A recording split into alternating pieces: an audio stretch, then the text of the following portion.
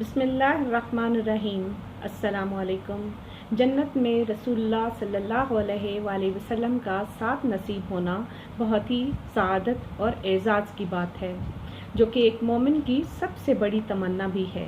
لہٰذا جو شخص یتیم کی کفالت اور حسن سلوک کرے گا تو اسے یہ اعزاز ضرور ملے گا۔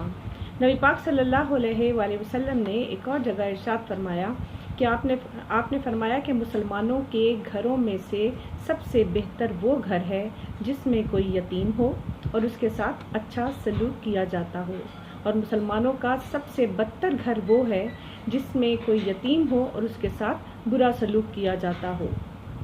ایک اور جگہ آپ نے فرمایا کہ جس شخص نے یتیم کے سر پر محض اللہ کی خوشنودی حاصل کرنے کے لیے ہاتھ پھیرا تو اس کے ہر بال کے عوض جس پر اس کا ہاتھ گزرتا ہے اسے نیکیاں ملیں گی۔